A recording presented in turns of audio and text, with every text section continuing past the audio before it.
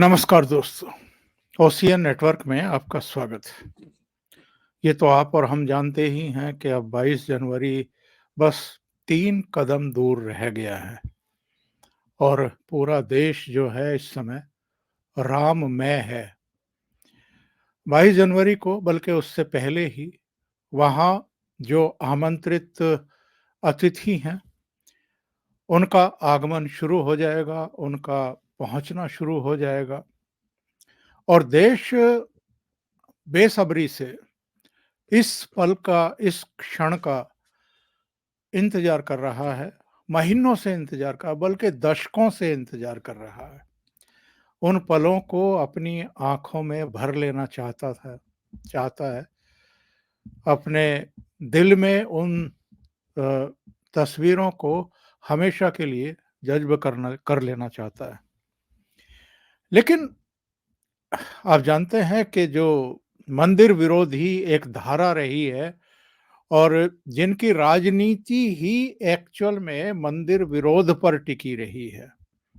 उनको लगता है कि हर राज्य में हमारा एक-एक तो जातिगत वोटर है, जातीय वोटर है और एक जो तुष्टीकरण से वो लोग हासिल करते रहे हैं मुस्लिम वोटर। इससे उनकी वैतरणी पार होती रही। लेकिन जिस तरह का वातावरण इस समय पूरे देश में है, उसमें बहुतों के जो विचार थे, जो फैसला था कि हम 22 को नहीं जाएँगे अयोध्या में, वो भी अब डगमग होते हुए दिखाई दे रहे हैं। अलग-अलग राज्यों में जो सीनियर लीडर हैं, अपोज़िशन की बात कर रहा हूँ, वो अब 22 जनवरी को अपने-अपने यहाँ कुछ-कुछ ऐसे आयोजन कर रहे हैं, ताकि ये साबित किया जा सके कि हम भी हिंदू हैं। हम भी अ, हिंदुत्व में, मंदिरों में आस्था रखते हैं, विश्वास रखते हैं। इनका कितना असर होगा, कितना असर नहीं होगा, ये तो बाद की बात है, लेकिन आज जो हम बात करने जा रहे हैं, वो बिहार की करने जा रहे हैं। अरविंद केजरीवाल दिल्ली में 70 के 70 विधानसभा क्षेत्रों में सुंदर कांड करवा रहे हैं। रोहिणी में सपत्नीक पहुंच गए, वहां सुंदरकांड का आयोजन किया गया, पाठ किया गया। कालाराम मंदिर में जा रहे हैं उद्धव ठाकरे। 22 को ही ममता बनर्जी कलकत्ता में सबसे पहले मंदिर में जाएंगी, काली घाट मंदिर। उसके बाद एक उनकी यात्रा शुरू होगी, जो एक मैदान में पहुंचेगी, जहां जनसभा को संबोधित करेंगी। लेकिन इस बीच मस्जिद भी जाएंगी, चर्च भी जाएंगी, गुरुद्वारा भी जाएंगी। इसी तरीके से अलग-अलग लोगों के बयान आ रहे हैं। अखिलेश कह रहे हैं कि 22 को तो नहीं, उसके बाद हम जाएंगे। केजरीवाल का भी कुछ ऐसा ही बयान आया है। शरद पवार ने भी लिखा है कि चंपत राय को कि मैं 22 के बाद कभी आऊँगा, शायद तब आऊँगा जब मंदिर पूरा बन जाएगा। लेकिन क्या वजह है, बिहार में लालू यादव ने तो कह दिया है कि मैं नहीं जाऊँगा, पर मुख्यमंत्री नीतीश कुमार क्यों चुप्पी साधे बैठे हैं? अभी तक ये भी सार्वजनिक नहीं हुआ है कि निमंत्रण पत्र मिला है, नहीं मिला है। बहुत सारे नेता कह रहे थे कि हमें नहीं मिला, हमें नहीं मिला। बाद में कहा कि नहीं, नहीं मिल गया है पर जाएँगे नहीं। पर नीतीश कुमार क्यों चुप्पी साधे हुए हैं? तो मेरे साथ सीधे पटना से जुड़ रहे हैं अभिषेक तिवारी जी। उनसे जानने की कोशिश करते हैं कि चल क्या रहा है। नीतीश जी, बहुत स्वागत है आपका, बहुत अभिनंदन है। ओशियन नेटवर्क के सभी दर्शकों को प्रणाम, नमस्कार, जय श्री राम। और ओमकार जय चौधरी सर, श्री राम। आपको एक विशेष प्रणाम। जी।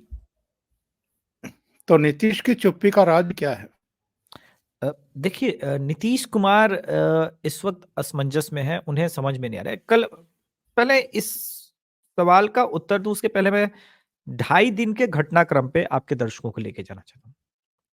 परसों हाजीपुर में चिराग पासवान की रैली थी और ये रैली इतिहास बना गई, क्योंकि जिस मैदान में ये रैली थी, उसको लालू यादव ने कहा था ये मैदान अभिशापित है, ये मैदान कभी भी पूरा नहीं भरता, ये स्टेडियम कभी पूरा नहीं भरता।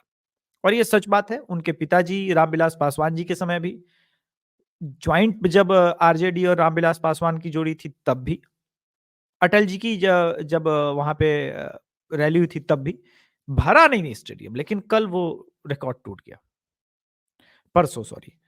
और चिराग पासवान की रैली के इमीडिएट बाद अगले दिन दही चूड़ा का प्रोग्राम था, जिसमें जो नेता गए और राज्यपाल भी आए थे बिहार के।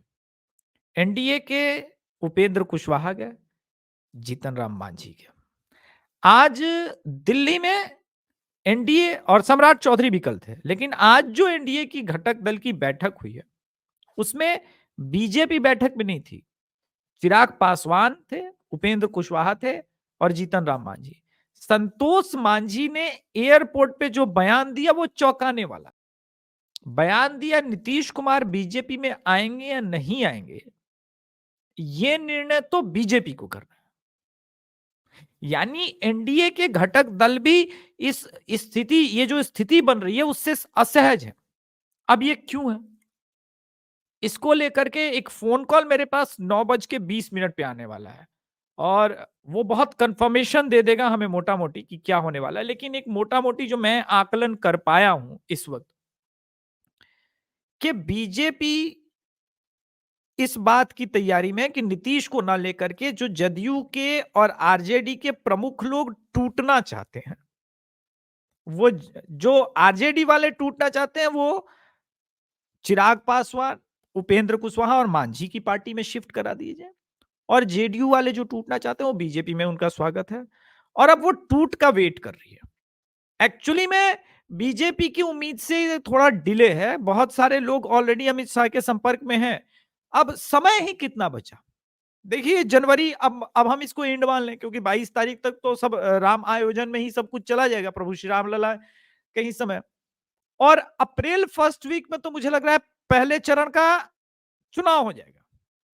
यानी बचा फरवरी जो कि 28 दिन का है और पूरा मार्च। अब पूरे देश भर में लोकसभा चुनाव की तैयारियां भी इसी मुद्दे पे होनी है, रैलियां भी शेड्यूल होना है, सारा कार्यक्रम होना है। तो टेक्निकली अब तक सभी जगह से कौन कहां चुनाव लड़ेगा इसका एक बैठक बीजेपी का बिहार को लेकर के हो जाना चाहिए। हम आरजेडी और जेडीयू की बात कर रहे हैं कि ये लोग भी नहीं सीट शेयरिंग कर पाए, तो बीजेपी सीट शेयरिंग भली कर पाई है, लेकिन वो इसलिए निर्णय नहीं हो पा रहा है क्योंकि बीजेपी की भी टॉप मोस्ट लीडरशिप कंफ्यूज है नीतीश के स्टैंड को लेकर के कि कहां क्या होना है। ऐसी स्थिति में आज जो घटक दलों ने बैठक की है उसका मसौदा ये था कि हम कैसे 40 की 40 लोकसभा सीट पे विदाउट नीतीश हम जीतेंगे और उसमें से अधिक जीतेंगे। इसको लेकर के हम आगे भाजपा के आगे प्रेजेंटेशन दें और हमारे पास क्या क्या प्लस पॉइंट है। जी जी, वो मूल सवाल के नीतीश कुमार क्या फिर से एनडीए की तरफ जाने के बारे में सोच रहे हैं, जो चुप्पी साधे हुए हैं। और शायद ये जो मीटिंग्स वगैरह अब शुरू हुई हैं, चिराग की, कुशवाहा की, मांझी की, ये कहीं इस चिंता में तो नहीं हो रही हैं कि नीतीश कहीं एनडीए की तरफ ना आ जाए तो रोका जाए इनको? बिल्कुल, मुझे यही लगता है एक आसार कि देखिए नहीं, नीतीश कुमार के आने से पहले क्या है कि ऑलरेडी चिराग पासवान और सम्राट चौधरी बार-बार केंद्रीय नेतृत्व को स्पष्ट कर चुके हैं कि नीतीश कुमार को लेना खतरे से खाली नहीं है हमारे फ्यूचर के लिए। और नीतीश कुमार को नहीं ले, इसीलिए ये रैली में चिराग पासवान ने अकेले अपने बूते जो ताकत दिखाई है, जिसको लेकर के बिहार के सभी नेता हतप्रभ है। उन्हें समझ में नहीं आ रहा कि इतना मास लेवल का सपोर्ट, ये एक ऐसा नेता है जो मास लीडर बनने की ओर जा रहा है। इतना अभूतपूर्व सपोर्ट देख करके बहुत सारे लोग दंग रह गए। इसी वजह से कल जो दही चूड़ा पार्टी हुई थी उसमें पप्पू यादव तक पहुंच गए थे, क्योंकि पप्पू यादव भी अधर में लटके हुए हैं। मधेपुरा से उन्हें चुनाव लड़ना है। यहां तो महागठबंधन की सीटों का बंटवारा सही ढंग से नहीं हो पा रहा है। ऐसे में एक जो स्थिति बन रही है कि अगर महागठबंधन की भी सीटों का बंटवारा नहीं हो रहा है तो उनकी कौन सुध लेगा? उनका सीट तो सेफ है ही नहीं कहीं। कांग्रेस नहीं लेगी, आरजेडी नहीं ले रही है और जदयू लेगी नहीं, तो पप्पू यादव क्या करेंगे? तो पप्पू यादव को लगता है कि अगर वो चिराग पासवान से सेटिंग बना लें या उपेंद्र कुशवाहा से और उनके थ्रू वो एनडीए में जाए, बीजेपी में डायरेक्टली ना जाके, तो शायद उनको सीट मिल जाए। तो स्थितियां अपने आप में विचित्र पैदा हो गई हैं और अभी कोई समझ नहीं पा रहा है कि खेल कहाँ जाएगा। मुझे लगता है बिहार की राजनीति में अब जो भी होगा, वो 22 जनवरी के बाद ही होगा क्योंकि अब बिहार के एनडीए के सभी लीडर तो दिल्ली से फिर वापस चले जाएंगे वहां पे 22 जनवरी प्राण प्रतिष्ठा में। सबको निमंत्रण मिला हुआ है, तो ये वहां जाएंगे रामलला का ये लेकर के भाव लेकर के और फिर एक जो मैसेज वहां से मिलेगा। मुझे लगता है कि नीतीश कुमार अगर हमें वेट करना पड़ेगा, नीतीश कुमार अगर प्राण प्रतिष्ठा में पहुंचते हैं तब ये क्लियर आपने अपने ट्वीट लिखा कि बीजेपी पीछे छूट गई रैली की भीड़ देख करके, निसंदेह। तो क्या वाकई बीजेपी के लीडर्स से ज्यादा लोकप्रिय हैं चिराग पासवान? अगर आज के समय में पॉपुलैरिटी के दृष्टिकोण से देखा जाए तो निसंदेह जिस प्रकार से देखिए आदमी के पास जब कुछ खोने को नहीं होता ओमकार सर तब वो सबसे अधिक चमकता है। हम जरा चिराग पासवान के पिछले 2.5 साल पहले के हालात पे नजर डालते हैं। 2020 का चुनाव समाप्त, 1 सीटों पे मात्र इनकी पार्टी जीती थी। पार्टी विभाजित होती है, चाचा इनके सभी सांसदों को तोड़ के लेके जाते हैं, ये अकेले सांसद बच जाते हैं।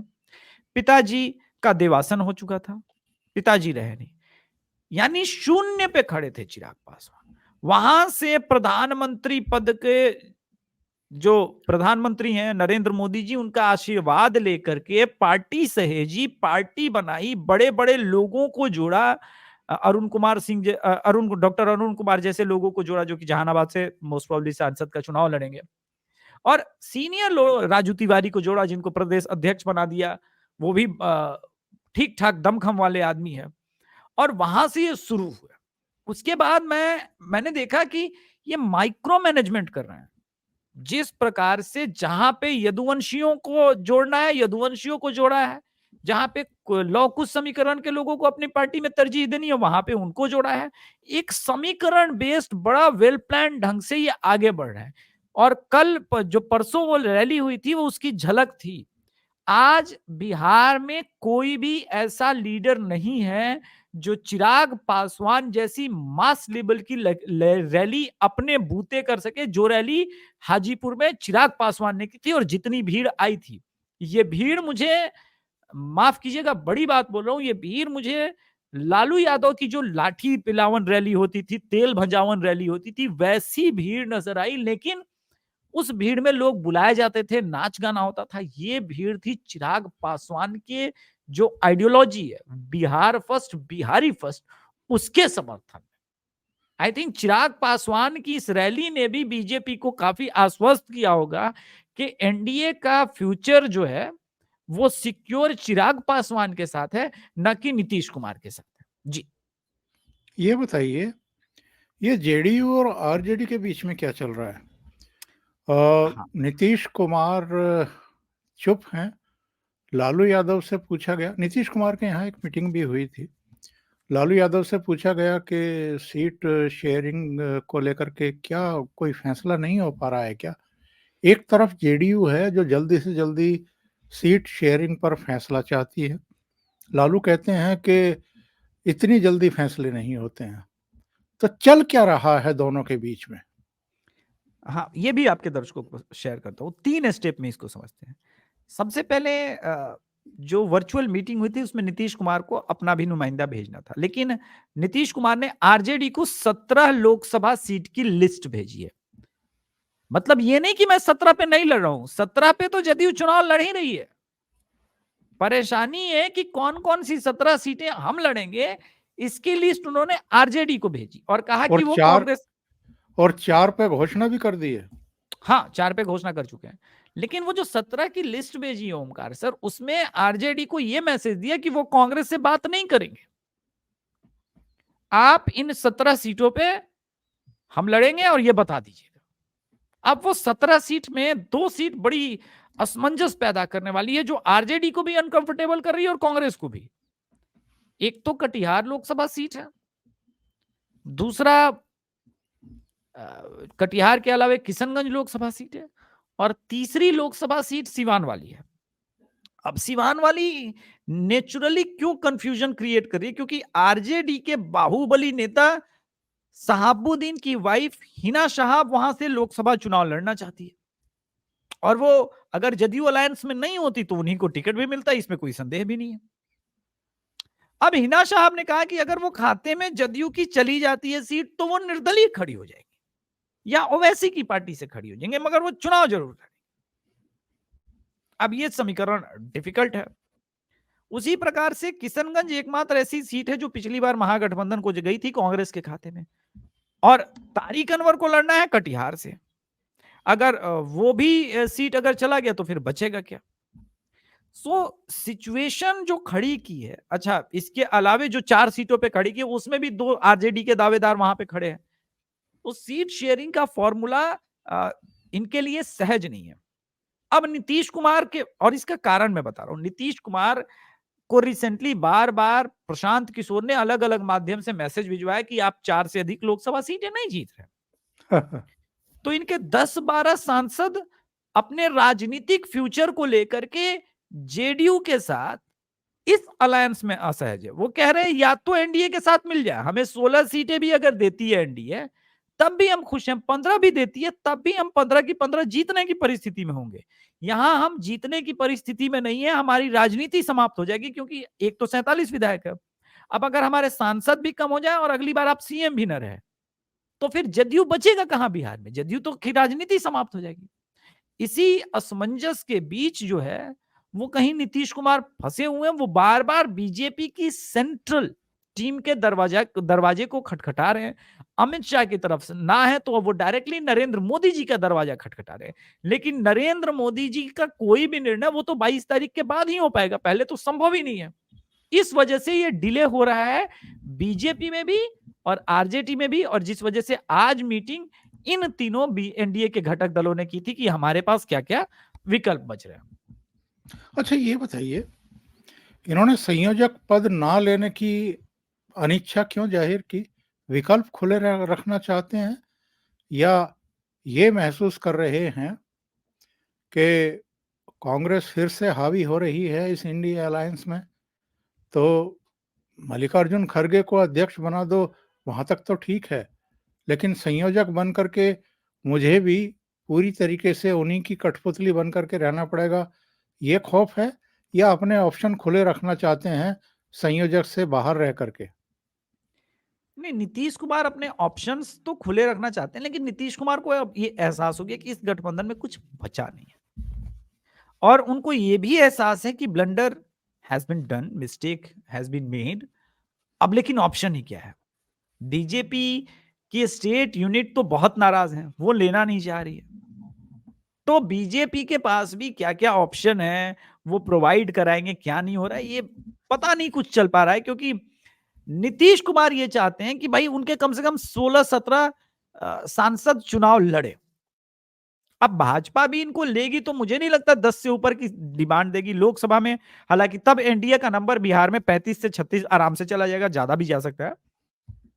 लेकिन बड़ा डिफिकल्ट सिचुएशन है नीतीश कुमार के लिए भी, और नीतीश कुमार को पता है संयोजक बना लो या पीएम कैंडिडेट बना लो, सरकार ही नहीं बननी है, क्योंकि इनको वो देखिए, मैं मानता हूं कि नीतीश कुमार को भी ठीक ठीक अनुभव है, राजनीति का तो अनुभव है ही ना। वो समझ रहे हैं कि हमारी सरकार भी नहीं बन रही है और मोदी सरकार को अकेले 272 पहुंचने से भी वो अब नहीं रोक पाएंगे। तो जो बचा हुआ है उनके पास वो सीएम पद है, वो कम से कम अपना वो Muslim vote bank, core vote bank, लौकुश समीकरण वाला वोट बैंक, ये सबको बांधे रखना चाहते हैं, लेकिन नाव खुल चुकी है सर, उसको समेट के रख पाना नीतीश कुमार के लिए बहुत डिफिकल्ट टास्क है, ये हो नहीं पाएगा। वो अध्यक्ष बने हैं लेकिन फिर भी मुझे नहीं लगता कि वो सहेज पाएंगे, और लोकसभा के रिजल्ट के बाद तो मुझे लगता है कि शायद जेडीयू ताश के पत्ते की तरफ बिखर जाए।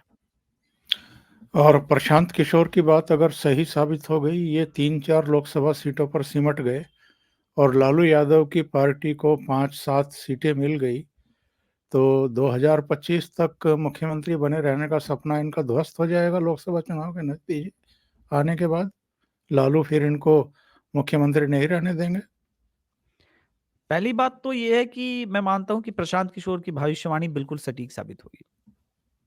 वो इसलिए क्योंकि नीतीश कुमार के प्रति एंटी इनकम्बेंसी है, और उसी दाव को, उसी चीज को तोड़ने के लिए 94 लाख लोगों को 2-2 लाख रुपए देने का वादा किया है।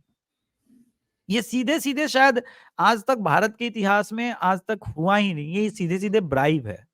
मुझे लगता है कि अगर एक बार चुनाव आयोग ये आ जाए तो ये बोलना भी अपराध होना चाहिए, क्योंकि भाई आप आज तक बिहार का कल्याण नहीं कर पाए। कल एक बहुत बड़ी घटना हुई बिहार में, एक एग्जीक्यूटिव इंजीनियर को लालू के किसी रिलेशनशिप के आदमी ने मतलब गोली नहीं मारी है, वो जानलेवा हमला किया है, वो दिल्ली रेफर किया गया है और वो अपने आप को लालू यादव को पोता कह रहा था। अब प्रश्न ये है ओमकार सर, इस बिहार में बिहार पुलिस के पास और सिस्टम के पास क्या उपाय है? क्या सत्ता पाने के लिए अब एक तरफ से लोग छीना झपटी करेंगे? बिहार में वही हो रहा है, रोज चेन स्नैचिंग। बिहार में क्राइम शायद ऑल टाइम हाई पे है अपने लाइफ टाइम, जिसको कहते हैं बेस्ट परफॉर्मेंस वाला सिचुएशन हो गया है। दारू बंद का एक निगेटिव इंपैक्ट ये हुआ है कि लोग अभी आप वो मैंने ट्वीट भी आज किया था कि 18 साल से 23 साल के युवा अब ड्रग स्मगलिंग में पकड़े जा रहे हैं, और जो ड्रग स्मगलिंग करने लगा वो हत्या लूट मार, क्योंकि बिहार में पर कैपिटा इनकम ज्यादा नहीं है, तो ड्रग का एडिक्ट करेगा क्या? मोबाइल छीनेगा, सड़क पे अपराध करेगा। तो ये सब अब खुलेआम हो रहा है और बिहार पुलिस, बिहार प्रशासन, बिहार का पूरा सिस्टम कोलैप्स कर रहा है धीरे धीरे। तो मुझे लग रहा है नीतीश कुमार अब उस चीज से ये पैसे देकर के इन सब चीजों को भुलाना चाहते हैं, पर मुझे लगता है कि ये एंटी इनकम्बेंसी धीरे धीरे और बढ़ने ही वाली है जी। और अंत में ये भी जानना चाहूंगा, केजरीवाल कहते हैं कि 22 को तो नहीं जाएंगे, लेकिन उसके बाद परिवार के साथ जाएंगे। उधर उद्धव ठाकरे नासिक पहुंच रहे हैं 22 तारीख को, वहां पूजन करेंगे, आरती करेंगे, समर्थकों के साथ पहुंच रहे हैं। ममता बनर्जी उसी दिन मंदिर भी जाएंगी, कालीघाट मंदिर जा रहेंगी, उसके बाद फिर मस्जिद, चर्च और गुरुद्वारे जाएंगी, फिर रैली करेंगी। इधर शरद पवार ने चंपत राय को चिट्ठी लिखी कि 22 को तो नहीं आ पा रहे हैं, लेकिन बाद में आएंगे शायद, तब तक मंदिर भी बन जाएगा, शांति से दर्शन करेंगे। यानी सब अपनी अपनी पोजीशन ले रहे हैं। बिहार में लालू यादव अकेले ऐसे हैं जिन्होंने कहा कि हम नहीं जाएंगे जी। कारण भी नहीं बताया। कम से कम शरद पवार ने तो चिट्ठी लिखने की औपचारिकता भी पूरी की, इन्होंने कोई ऐसी चिट्ठी भी नहीं लिखी। सब उस दिन अपने को हिंदू साबित करने की कोशिश करेंगे कि हम भले ही वहां ना जा रहे हों राजनीतिक कारणों से, और राजनीतिक कारण भी क्या, उन्होंने कह भी दिया है कि ये तो बीजेपी आरएसएस का प्रोग्राम है, हम नहीं जाएंगे, ठीक है। लेकिन वो रामद्रोही भी नहीं साबित करना चाहते अपने आप को, हिंदुओं के वोटों की चिंता भी उनको है, इसलिए वो कुछ ना कुछ कर रहे हैं। ये बिहार में एकदम शांति है, बिहार में किसी को भी चिंता नहीं है कि अगर अयोध्या नहीं जा रहे हैं तो कम से कम किसी मंदिर में ही जाकर के साफ सफाई कर लें या पूजा आरती कर लें, कुछ पाठ रखवा दें। देखिए, लालू यादव को अपना वोट बैंक जो माई समीकरण है उस पे बहुत गुरूर है। उसे पता है कि यादव वोट बैंक को कोई फर्क नहीं पड़ता, मैं जो करूंगा वही है, और वो मुस्लिम वोट बैंक खोना नहीं चाहते। नीतीश कुमार को भी यही मुस्लिम वोट बैंक पसंद है। सो बिहार की जो राजनीतिक स्थिति है वो बहुत क्लियर है, वो कांग्रेस के लाइन पे है कि भाई हम नहीं करेंगे, ताकि कम से कम हमारे मुसलमान वोटर संतुष्ट रहे। वो वैसे वैसे भी इस महागठबंधन में उन्हें डरने की आवश्यकता नहीं है। कोई भी मुसलमान चिराग पासवान या उपेंद्र कुशवाहा को भी वोट नहीं करने जा रहा है, तो खैर। लेकिन माई समीकरण में वाई समीकरण की बात करें, आज मोहन यादव बिहार की धरती पे थे, खूब ललकारा, पर मोहन यादव या बीजेपी इस बात को सेंस करे कि बिहार का यादव लालू प्रसाद यादव को ही वोट करता है। हाँ, लोकसभा में 1-2-2.5% वो मोदी फैक्टर के वजह से टूटते हैं, लेकिन वो सिर्फ लोकसभा है। विधानसभा में भी वो लोग वापस चले जाते हैं, क्योंकि उनके लगता है उनकी जाति का आदमी मुख्यमंत्री बनेगा तो हमें वो लाइसेंस मिलता है, जो कल घटनाक्रम में हमने देखा, जिसे 600 से अधिक लोग रीट्वीट कर चुके हैं उस मेरे वीडियो को। वो सत्ता के मद में चूर हुआ एक्शन है सर। उस एक्शन को लोग पकड़ नहीं पा रहे हैं कि मैं लालू यादव का पोता हूं, मेरा प्रशासन कुछ नहीं उखाड़ सकता, बिहार पुलिस कुछ नहीं उखाड़ सकता, ऐसा जानलेवा हमला करता है। अब तक वो पकड़ा भी नहीं गया है, और क्यों पकड़ा जाएगा? बिहार में तो हमने देखा है कि आईएएस की पत्नी लोगों के साथ क्या हुआ, वो सब भी चौंकाने वाली घटना है। तो अब तो इस प्रकार की चीजों की आदत हमें डाल लेनी चाहिए। अनटिल अनलेस चिराग पासवान जो मुझे कैपेबिलिटीज नजर आई उनकी रैली के बाद भी, कवर करने के बाद, जो संभावनाएं हैं वो डिलीवर कर देंगे बिहार फर्स्ट, बिहारी फर्स्ट के नाम पे। बस दो ऑप्शन है, या तो बीजेपी उनको अपनी पार्टी के साथ मर्ज करके उनको वो बता दे कि ये हमारे सीएम कैंडिडेट है, या फिर एनडीए में रहने के बाद भी क्या बीजेपी के पास इतना बड़ा दिल है। अब कमाल की बात है कि बीजेपी के पास नेतृत्व भी नहीं है, बिहार में नेता भी नहीं है उस स्टेचर का, उस लेवल का। और बीजेपी क्या करेगी क्या नहीं करेगी ये अभी किसी को पता नहीं चल रहा है, क्योंकि बिहार में बीजेपी ही है जो अपने पत्ते बिल्कुल नहीं खोल रही। तो फिर नीतीश कुमार और आरजेडी के बारे में हम क्या बात करें जी। इनको, लालू को और नीतीश को हिंदुओं के वोट नहीं चाहिए, या इनको यकीन है कि हिंदू इनको वोट नहीं करेंगे? नहीं, उन्हें यकीन है कि उनका समीकरण जो है उनके साथ है। और बिहार में 19% मुस्लिम है, 18%, 14.5% यादव है। ये टोटल वोट शेयर ही पहुंच जाता है ठीक ठाक, प्लस लॉ कुछ समीकरण माने कोयरी, कुर्मी, धानुक समाज। अब ऐसे में कुशवाहा टूट भी जाए अगर आधा 50%, और फिर भी तो ये आंकड़ा लगभग 38% पे पहुंचता है, उस पर लगभग 1.5 से 2% का लेफ्ट का वोट, ये हो जाता है 40%। लोकसभा में सर 40-42% इज गुड। बीजेपी को 40-43-44% जाएगा, वो they are okay with that, no problem. अब यही है कि इस डेमोग्राफी में लोकसभा में बीजेपी आराम से 26 से 28 सीटें निकाल जाएगी, लेकिन विधानसभा में ये बहुत कांटे का टक्कर हो जाएगा। कोई प्रेडिक्ट नहीं कर पाएगा इस बार बिहार में, लड़ाई बहुत टाइट, बहुत क्लोज, बहुत नैरो होने वाली है जी।